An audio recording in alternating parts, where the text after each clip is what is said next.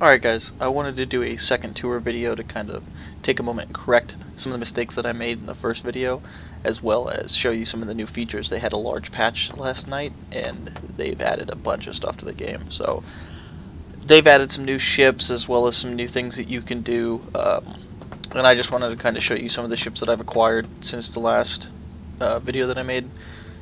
There seems to be, and I'll apologize ahead of time, I'm having some issues with fraps. Everything is recording significantly darker than it actually is in the game, and I can't seem to get it to run correctly. So on top of that, I don't know if it's intentional or not, but it looks to me like the lighting that was inside the ship, and you could kind of see here, the lighting that was inside the ship seems to have come to the bottom, and I don't know if that is actually what happened or if they just added more lighting, but the lighting on the inside of the constellation seems to be having some issues. So another thing, from the last video I continually said that the game was fully scalable, and I apologize, it was first thing in the morning. I'm sure you could hear me drinking coffee. So what I actually was trying to say was that everything on the ship is designed to serve a purpose. There isn't necessarily a percentage base of your shield, your armor, and your structure, and then when you lose structure you're dead. It's more, portions of the ship have different modules on them, so thrusters, gravity, life support, weapons, engines, you know, all of it has a different location on the ship. Let's say I take some damage to one of my thrusters, I lose maneuverability of that thruster.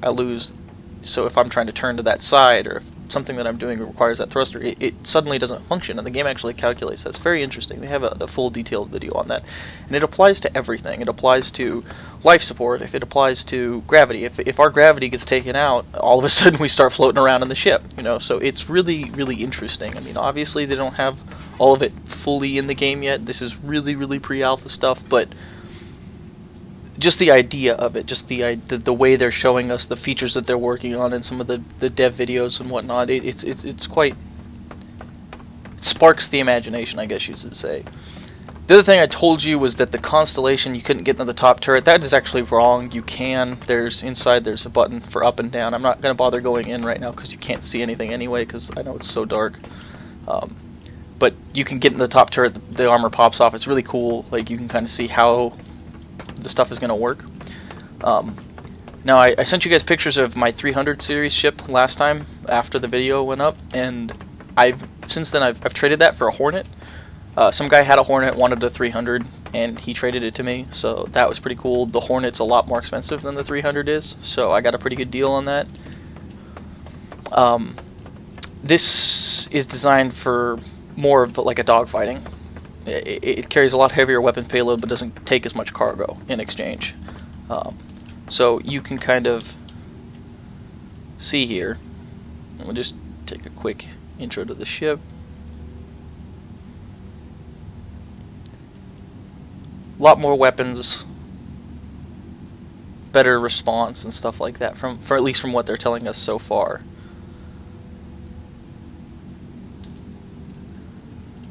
They've smoothed over some of the animations. I don't remember if you see the joystick from last time. It was really jerky.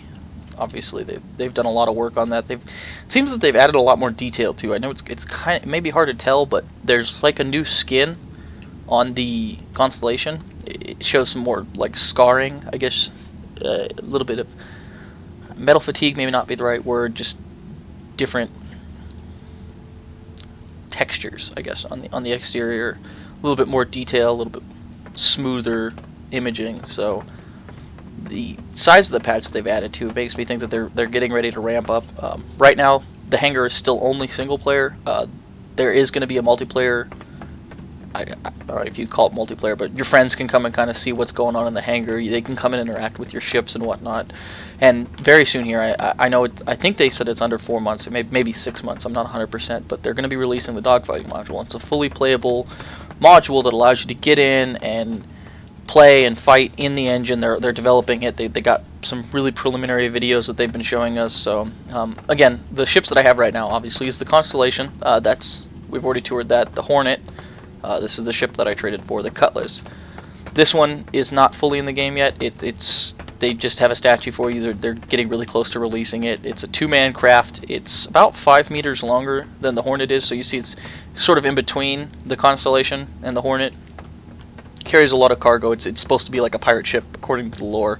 I also have an Avenger. It's in the next hangar over, and I have a Retaliator. The Retaliator is about the same size as the Constellation. It's a strike bomber, long range, sort of designed to take out capital ships. It's obviously it's not in the game engine yet. It's still really early development. All they've released so far is basic schematics for it. One of the features that I missed last time too, and I knew this was here, I just didn't realize you could interact with it. This is how they're going to do the loadouts of the ships.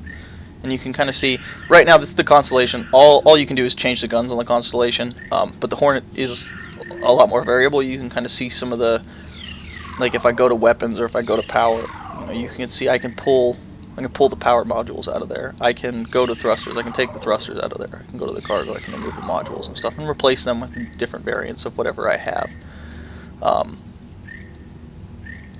So from what I've been able to understand, they have different variants of all the ships that you can get, and all the variants cost the same amount. As far as I know, the variants are all the same base ship. The designers have just edited them to work with the modules that are coming on them. So kind of think of it like buying a fully fit ship in EVE. That's the best way I could describe it. You know, you could jump in, you could buy a ship, and you can get involved with it. And then as you progress, you can kind of learn, oh, I don't like these guns, or I like to replace these turrets, but they take more power, so I need to get a new power module, whatever the case is. So that whole phase that you go through in EVE where you're trying to learn to fit ships, I guess this is the best way of avoiding it. You know, you can get a ship, you can get involved, you can get right into the fight. Obviously I have a gray cat too, because the hangar is just too damn big at this point. And you can see the last video was just a single hangar. I've got like 6 now. Some features they've added, some that I've picked up. This is the other new ship that I have. It's the Avenger. It's about the same size as the Hornet, but it's a 2-man craft. I guess it's supposed to be a mercenary ship. That's the sort of lore behind it. It used to be a police cruiser or whatever, and you can kind of see it's got a cargo bay in the back, so it's more storage than the Hornet is. Slightly less weapons payload. Pretty nifty nonetheless.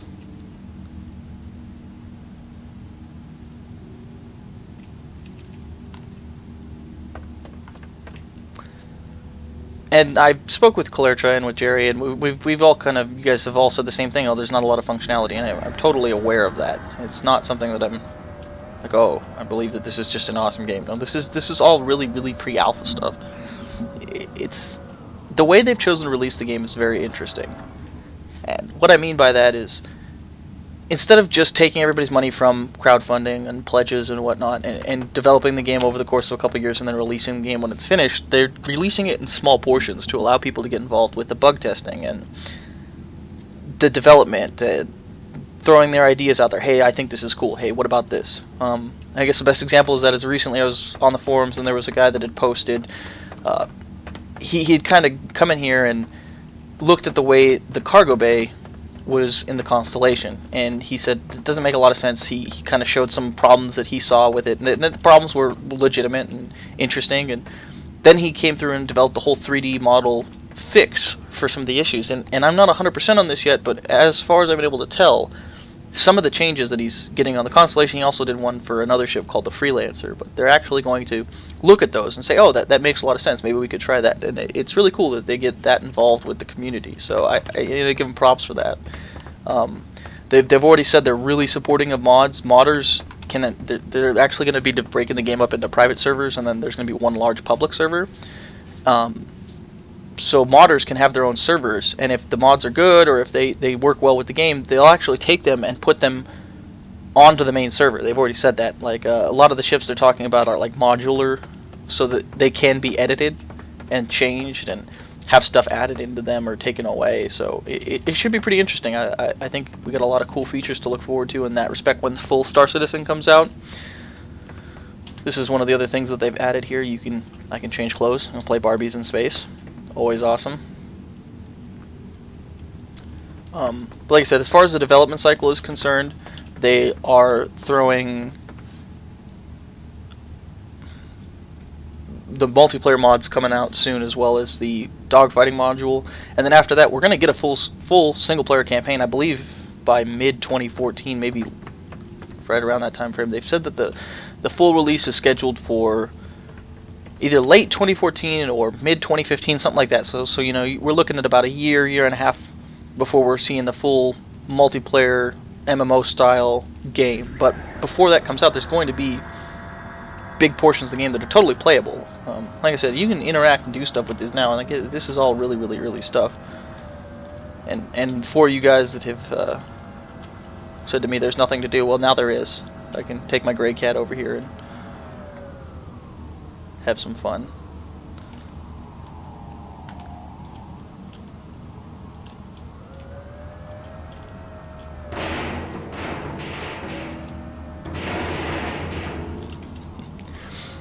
I think there's a lot to look forward to in this game. Yes, it's still pre-alpha. Yes, we've got a long way to go. That doesn't change the fact that what they're doing and the way they're doing it is both unique and, for lack of a better word, it's inspiring. I mean, I remember as a little kid playing games like Star Wars Knights of the Old Republic and getting the chance to sit in the Ebon Hawk and thinking, man, it'd be awesome if I could do more interaction with the Ebon Hawk. And I remember playing Star Wars Battlefront and being like, oh man, like I wish that I could have more levels involved with the ships and you know, the starfighting, it wasn't just so blocky. I wish always this desire to find a game that felt like you were actually in a starship, if that makes sense. It made it come to life, you know.